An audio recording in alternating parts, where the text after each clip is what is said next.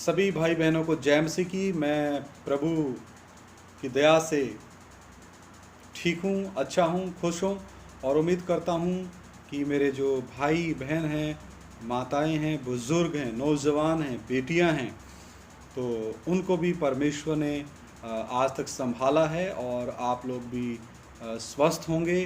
तो आज से हम एक विषय शुरू करने जा रहे हैं। उस विषय का नाम है अनंतकालीन परमेश्वर, यानी कि जो सबसे पहला है और सबसे आखिर तक रहने वाला परमेश्वर।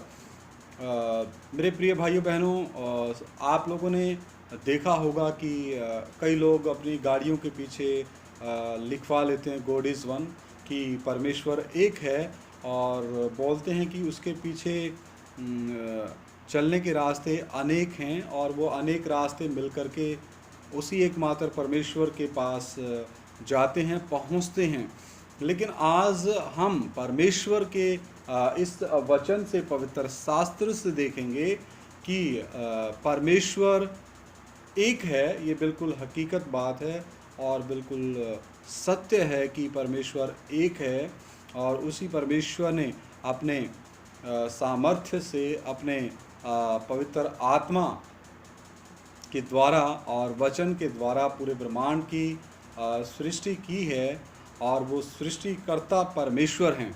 तो हम आज से इस विषय को सीखेंगे, अनंतकालीन परमेश्वर, यानी कि परमेश्वर का कोई जन्म नहीं होता और परमेश्वर कभी मरता नहीं।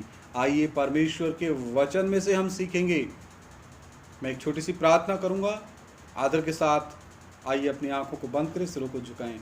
महान जीवते परमेश्वर, मैं तेरा शुक्र करता हूँ। तेरा जीवता वचन हम सीखने जा रहे हैं। खुदाबंद पवित्र आत्मा, आप हमें सिखाएं, आप हमारी ज्ञान बुद्धि समझ खोल दें, और प्रभु एक एक मनुष्य को अनंतकालीन परमेश्वर का ज्ञान आ जाए और वो कबूल कर ले कि हाँ, मैं मिट्टी हूँ और आप मेरे कुम्हार हो, आपने ही मेरी आत्मा, प्राण और शरीर को रचा है। हे परमेश्वर, आपकी मर्जी मेरे जीवन में पूरी हो, ऐसा ज्ञान और समझ सभी को आ जाए। ये प्रार्थना मैं करता हूँ खुदावंत, जो भी इस वचन को, इस वीडियो को सुने, प्रभु यीशु मसीह के नाम में उनकी ज्ञान बुद्धि समझ खुल जाए और वो अपने सृजनहार को पहचान ले। प्रभु यीशु मसीह के सामर्थी पवित्र नाम से मांगता हूँ, सुनो और ग्रहण करो, आमीन। आइए परमेश्वर के वचन में से हम पढ़ते हैं भजन संहिता 90 अध्याय 2 वचन। द बुक ऑफ शाम चैप्टर 90 वर्स 2। जबूरादी पोथी 90 बाप ओदा 2 वचन। इससे पहले कि पहाड़ उत्पन्न हुए या तूने पृथ्वी और जगत की रचना की, वरन अनादिकाल से अनंतकाल तक तू ही परमेश्वर है। देखिए, सबसे पहले मनुष्य जाति को ये देखना होगा कि सृष्टि और सृष्टिकर्ता में अंतर है। जो भी चीज़ की सृष्टि की जाती है वो स्वयं की मालिक या खुद की मालिक नहीं बन सकती। कोई भी बनने वाली चीज़ जिसका पहले कोई वजूद नहीं है, उसका कोई ना कोई करता है, उसका कोई ना कोई बनाने वाला है। तो परमेश्वर का वचन साफ कहता है, आज का आधुनिक मनुष्य, आज का ही नहीं, सदियों से, पुराने समय से, प्राचीन समय से मनुष्य इस सृष्टि में खोज रहा है। किसको? परमेश्वर को। वो मनुष्य अपने विवेक के द्वारा पहाड़ों में परमेश्वर की उपस्थिति को खोज रहा है, नदियों में परमेश्वर की उपस्थिति को खोज रहा है, नालों में परमेश्वर की उपस्थिति को खोज रहा है। इस सृष्टि में मनुष्य परमेश्वर की उपस्थिति या परमेश्वर को खोजने में व्यस्त है। लेकिन परमेश्वर का वचन क्या कहता है? इससे पहले कि पहाड़ उत्पन्न हुए। तो मेरे प्रिय भाइयों बहनों, बुजुर्गों, नौजवानों, माताओं, बेटियों, हमने जानना है कि पहाड़ बनाने वाला परमेश्वर कहता है इससे पहले कि पहाड़ हुए, जिन पहाड़ों में हम उसको खोजते हैं। आगे क्या कहता है? तूने पृथ्वी और जगत की रचना की। इस पृथ्वी और पूरे जो हम ब्रह्मांड को देखते हैं, जितना हम अपनी आंखों से देख पाते हैं, उनकी सृष्टि करने वाला एक सृष्टिकर्ता है। वरन अनादिकाल से अनंतकाल तक तू ही परमेश्वर है। परमेश्वर की कोई शुरुआत नहीं। अगर किसी चीज़ की शुरुआत है तो वो परमेश्वर नहीं। इसलिए परमेश्वर अल्फा और ओमेगा है, सबसे पहले है और सबसे आखिर तक रहने वाला है। परमेश्वर कभी पैदा नहीं होता और परमेश्वर कभी मरता नहीं। वो सबसे परम पवित्र आत्मा है, वो कभी ना बदलने वाला है, वो सर्वज्ञानी है, वो सर्वव्यापी परमेश्वर है। हालेलुया। आइए दूसरे वचन में देखते हैं, प्रेरितों के कार्य 17:24, the book of Acts chapter 17 verse 24।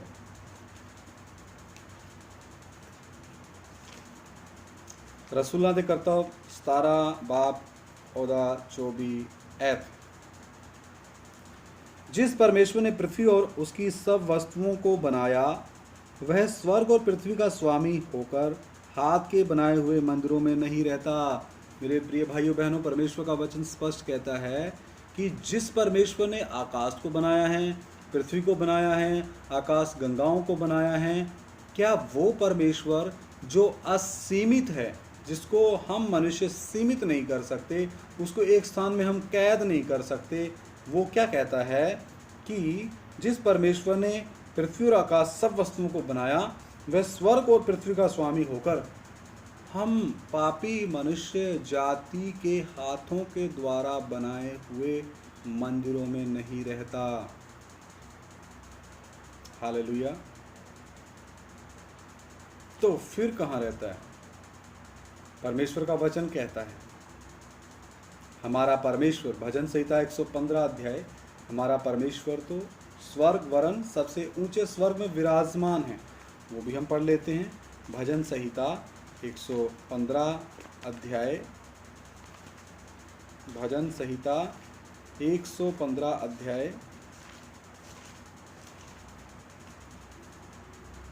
3 वचन, द बुक ऑफ शाम चैप्टर 115 वर्स 3।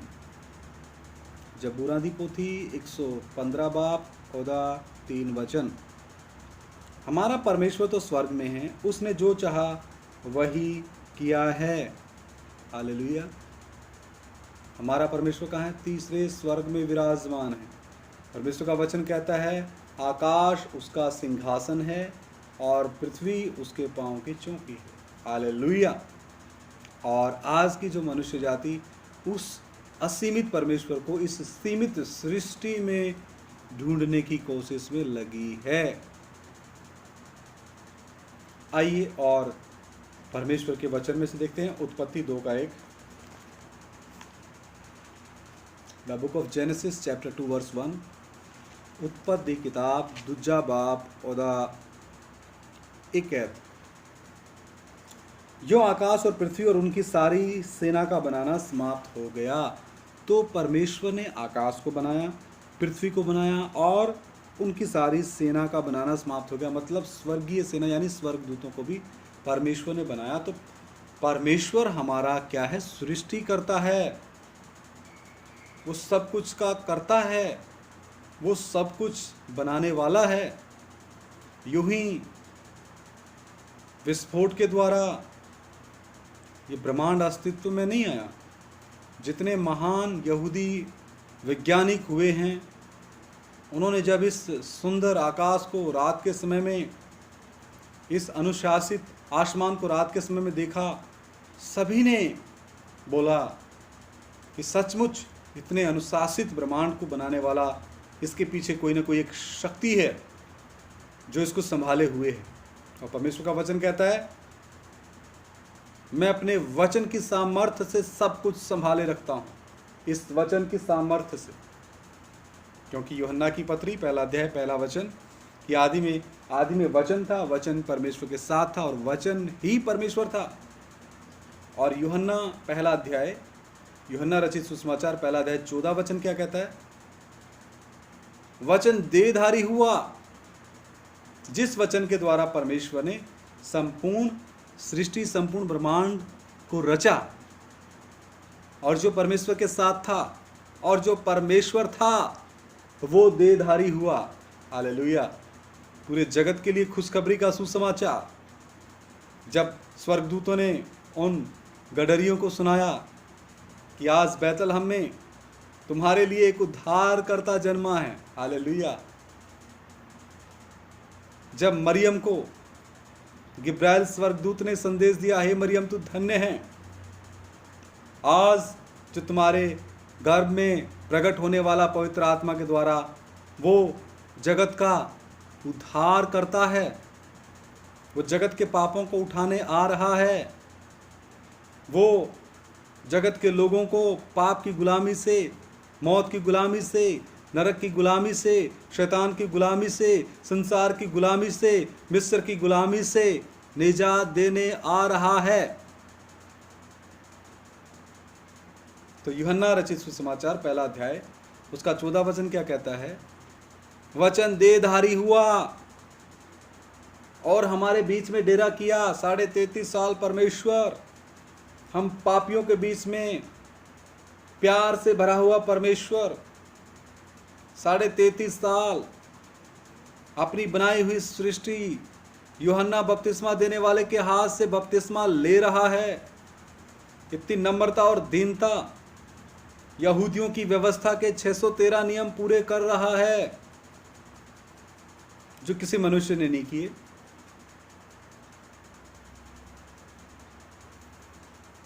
और सारी व्यवस्था को पूरा करके क्रूस पे हम पापियों के लिए जान दिया।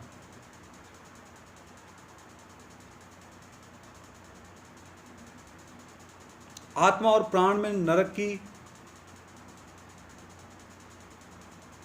या अधलोक की आग में भी हम हमारे पाप और श्रापों के निमित्त वो सजा को उठाया। वो धनवान का संगी हुआ। यशायाह नबी ने जो 53 अध्याय में लिखा कि वो धनवान का संगी हुआ, उसने मृत्यु का स्वाद चखा, यानी मृत्यु का स्वाद। रोमियो 6:23 क्या कहता है? पाप की मजदूरी तो मौत। मौत मतलब परमेश्वर से अलगाव, परमेश्वर से दूरी। धनवान कहाँ था? पीड़ाओं वाली जगह में। तो आदम से लेकर आखिरी मनुष्य जिस पृथ्वी पैदा होगा, परमेश्वर सर्व ज्ञान में जानते हैं। परमेश्वर ने जगत के लोगों के लिए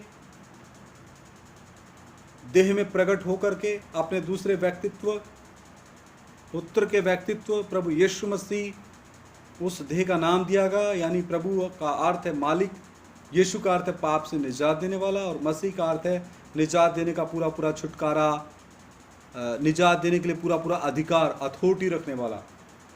अभिषिक्त करके, अभिषेक करके भेजा गया। तो कितनी पीड़ाएं, कितना कष्ट, कितनी यातनाएं। परमेश्वर जब देह में प्रकट हुआ, उसने हम पापियों के लिए अपना संपूर्ण जीवन पवित्रताई में, अलगताई में, सिद्धताई में, शुद्धताई में बिताया। और अपने ही परमेश्वर था, क्योंकि परमेश्वर देहधारी हुआ, वचन देहधारी हुआ।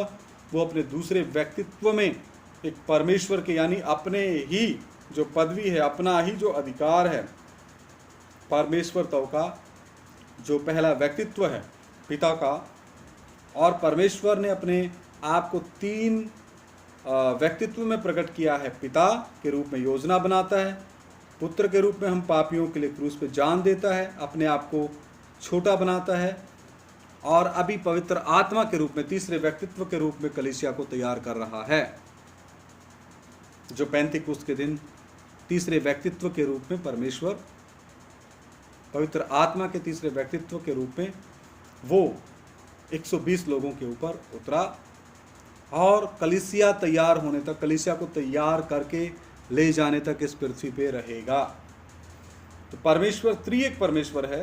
पिता के रूप में योजना बनाना, पुत्र के रूप में कीमत देना, और पवित्र आत्मा के रूप में अपनी कलीसिया को तैयार करना और जगत के लोगों को उनके पापों के बारे में कायल करना। तो उस अनादिकाल परमेश्वर और अनंतकालीन परमेश्वर के बारे में हम सीख रहे हैं।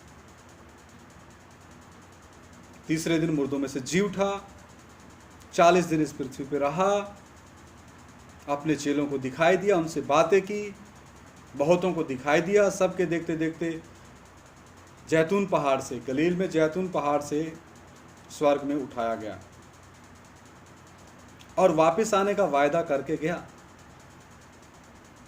उसके पश्चात 2 स्वर्गदूत भी आए कि हे मनुष्यों, तुम जिस रीति से प्रभु यीशु मसीह को स्वर्ग में जाते देख रहे हो, उसी रीति से वो फिर आएगा। और यूहन्ना 14 अध्याय में, यूहन्ना रचित सुसमाचार 14 अध्याय में परमेश्वर ने वायदा किया है कि मैं तुम्हारे लिए जगह तैयार करने जा रहा हूँ, मैं फिर आऊँगा और तुम्हें अपने वहाँ ले जाऊँगा, जहाँ मैं रहूँ वहाँ तुम भी रहो। आइए हम पढ़ते हैं यूहन्ना रचित सुसमाचार 14 अध्याय उसका 1, 2 और 3 पढ़ लेते हैं। तुम्हारा मन व्याकुल ना हो, परमेश्वर पर विश्वास रखो और मुझ पर भी विश्वास रखो। मेरे पिता के घर में बहुत से रहने के स्थान हैं, यदि ना होते तो मैं तुमसे कह देता, क्योंकि मैं तुम्हारे लिए जगह तैयार करने जाता हूँ। और यदि मैं जाकर तुम्हारे लिए जगह तैयार करूँ तो फिर आकर तुम्हें अपने यहाँ ले जाऊँगा, कि जहाँ मैं रहूँ वहाँ तुम भी रहो। कितने सौभाग्य की बात है, हालेलुया। जहाँ परमेश्वर है, नए यरूशलेम में, तीसरे स्वर्ग में रह रहा है, वहाँ हम जैसे निकम्मे ना चीज़ों को रहने का एक मौका मिला, एक सौभाग्य मिला, तो क्यों ना इस मौके को ले लिया जाए, हालेलुया। हम एक और वचन देखते हैं, यशाया 40 बाब उसका 28 वचन, फिर हम प्रार्थना करेंगे। अगला दूसरा भाग हम आने वाले समय में अपलोड करके मुहैया कराएंगे। आइए यशाया नबी की किताब 40 अध्याय उसका 28 वचन हम देख लेते हैं। क्या तुम नहीं जानते, क्या तुमने नहीं सुना, यहोवा जो सनातन परमेश्वर, कौन सा परमेश्वर? सनातन परमेश्वर। तो मेरे प्रिय भाइयों, बहनों, बुजुर्गों, नौजवानों, माताओं, बेटियों, परमेश्वर से सनातन कोई नहीं है, हालेलुया। ये हमारे लिए खुशखबरी है। हम खुश हो सकते हैं कि जो है ही सबसे पहला और आखिर तक रहेगा, उससे पहले कौन है?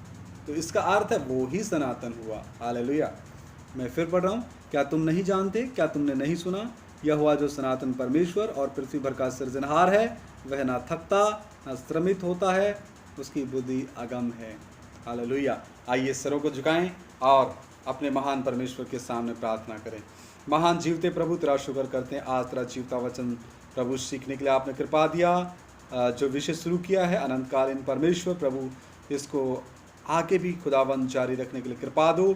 और जो वचन आज आपने पवित्र आत्मा हमें सिखाया है, और गहराई से आप हमें सिखाएं, ताकि हम अनंतकालीन परमेश्वर के साथ अपना व्यक्तिगत रिश्ता मजबूत कर सकें। जो भी भाई बहन सुने इस वीडियो को, वो आशीष पाएं और अपने अनंतकालीन परमेश्वर के साथ अपना आत्मिक रिश्ता, व्यक्तिगत रिश्ता प्रतिदिन, दिन प्रतिदिन वचन प्रार्थना संगति के द्वारा कायम करते जाएं, मजबूत करते जाएं, और हम घटें और प्रभु आप हमारे जीवन में बढ़ते जाएं। प्रभु यीशु मसीह के सामर्थ्य पवित्र नाम से मांग लेते, सुनो और ग्रहण करो, आमीन। सभी को जय मसीह की। मारानाथा, हमारा परमेश्वर बहुत शीघ्र आ रहा है, क्योंकि प्रकाशित वाक्य 22 अध्याय आखिरी वचन क्या बोलता है वो भी हम जरा देख लेते हैं। प्रकाशित वाक्य 22 अध्याय और 20 और 21 वचन जो इन बातों की गवाही देता है, वह यह कहता है, हाँ मैं शीघ्र आने वाला हूँ, हाँ मैं शीघ्र आने वाला हूँ। हमारा परमेश्वर बहुत शीघ्र आने वाला है, आमीन। हे प्रभु यीशु, आगे लिखा है, प्रभु यीशु का अनुग्रह पवित्र लोगों के साथ रहे, आमीन। मारानाथा।